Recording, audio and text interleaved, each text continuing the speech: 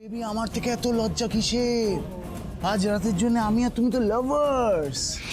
ধারাবাহিকের শুরুতে আমরা দেখতে পাই দ্য 16 ক্লাবের রণজয় তার বন্ধুরা মিলে ব্যাচলার পার্টির অ্যারেঞ্জমেন্ট করে। সেখানে সুধা ও ঝিনুক উপস্থিত হয় এবং সুধা ঝিনুককে বলে, ঝিনুক, আমাদের কিন্তু রণজয়কে ধরতেই হবে, না হলে ও রেশমির জীবনটা শেষ করে দেবে।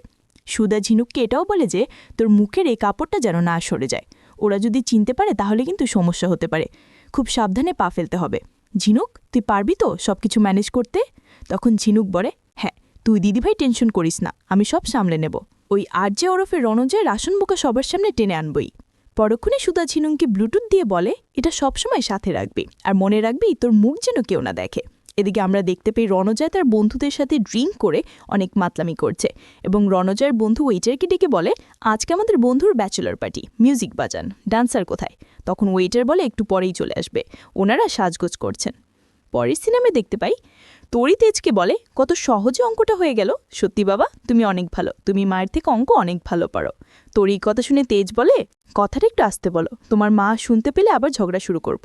পরক্ষণে তরি তো দুধের গ্লাস হাতে নিয়ে এসে বলে, তরি শোনা, দুধের গ্লাস টানতে একটু দেরি হয়ে গেল, তুমি এখনই দুধটা খেয়ে নাও। এরপর তেজ তরিতাকে, তুমি দুধের গ্লাস আনলে, সুধা কোথায়? তখন তরিতা বলে, দিদিভাই আর ঝিনুক তো একটু বেরিয়েছে। আমার কি মনে হয় জানো, সামনে তো দীপাবলি, হয়তো আমাদের ওয়ার্কশপে গেছে কিছু অর্ডার দিবে। দাদাভাই তুমি তরিকে দুধটা খেয়ে দাও, এটা বলেই তরিতা ঘর থেকে বেরিয়ে যায়।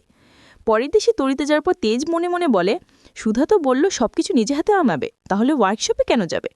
পরক্ষণে ওয়ার্কশপে দাসবাবুকে ফোন করে বলে, আপনার ওখানে কি ঝিনুক আর সুধা গেছে? তখন দাসবাবু বলে, না, এখানে তো আসেনি। পরবর্তীতে তেজ ফোন কেটে দিয়ে মনে মনে বলে, এই দুই বোন কী করে এবারে আমি কিছুই বুঝতে পারি না, সবসময় টেনশন দিতেই থাকে। একটু মোড় ঘুরে আমরা দ্য 16 ক্লাবে দেখতে পাই রণজয় তার বন্ধুরা মিলে ড্রিঙ্ক করছে এবং আড়াল থেকে সুধা ভিডিও করতে থাকে আর মনে মনে বলে, এসব ভিডিও আমি রেশমিকে দেখাবো। আইবুড়ো ভাতের নাম করে মিথ্যা বলে এখানে ব্যাচেলর পার্টি করা হচ্ছে। কিছুক্ষণ পরে রাহুল এসে আরজে বলে ডাক দেয়। তখনই রণজয় উঠে বলে, তুই এখানে কেন এসেছিস? তোকে তো আমি এখানে আসতে বলিনি, তাছাড়া তুই কিভাবে জানলি আমরা এখানে?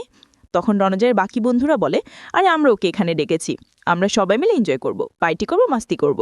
তখন রণজয় বলে, তোরা আমার থেকে পারমিশন না নিয়েও কি কেন বলেছিস? একবার আমার থেকে পারমিশন তো নিতে পারতি। পারমিশনের কথা শুনে রাহুল বলে, এখন এখানে আসতেও তো আর পারমিশন লাগবে? আরে ভাই, এখানে এসেছি এনজয় করতে, খাবো, মাস্তি করবো, তারপরে চলে যাব, এত চিন্তা করিস না। রাহুলের মুখে বড় বড় কথা শুনে রণজয় বলে, তুই বুঝতে পারছিস না, তোকে যদি বাইরে কেউ দেখে নেয় তাহলে কিন্তু আমি ফেসে যাব। অন্যদিকে আমরা দেখতে পাই ঝিনুক ব্লুটুথের সাহায্যে সুধাকে বলে, দিদি, আমি এই ছেলেটাকে ওই দিন রাতে দেখেছিলাম, আমার আর কোনো সন্দেহ নেই এটাই আরজে রণজয়, যে আমার সাথে অসভ্যতামি করেছিল।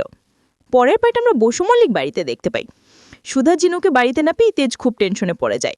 তখনই সমুদ্র সে তেজকে বলে, দাদামাই, আজকে অফিসে অনেক কাজ ছিল, তাছাড়া আমি অনেক বড় একটা প্রজেক্ট কমপ্লিট করেছি, সেই জন্য জেঠু খুশি হয়ে আমাকে বকশিস দিয়েছে, আর সেটাতে আমি ঝিনুকের জন্য কিছু শপিং করে এনেছি। সমুদ্র তেজকে এটাও বলে যে আসলে আমি ঝিনুকের জন্য কখনো কিছু করতে পারিনি, তাই জন্য ভালোবেসে কিছু কিনে এনেছি। পরক্ষণে তেজ বলে, কিন্তু তোর বৌদি ভাই ঝিনুককেও বাড়িতে নেই, কোথায় গেছে সেটাও জানে না, দুই বোন সবসময় কি করে বেড়ায় কিছুই বুঝি না। তখন সমুদ্র বলে, নেই মানে তাহলে কোথায় গেছে, কোথায় যেতে পারে ওরা? পরবর্তীতে তেজ গাড়ির ড্রাইভার অমলকে ফোন করে বলে, তোমার সাথে কি ঝিনুক আর সুধা আছে?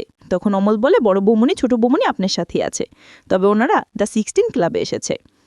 কিছুক্ষণ চুপ থাকার পর তেজ আর কিছু না বলে ফোনটাকে রেখে দেয় এবং সমুদ্রকে বলে, ওরা 16 ক্লাবে কেন গেল?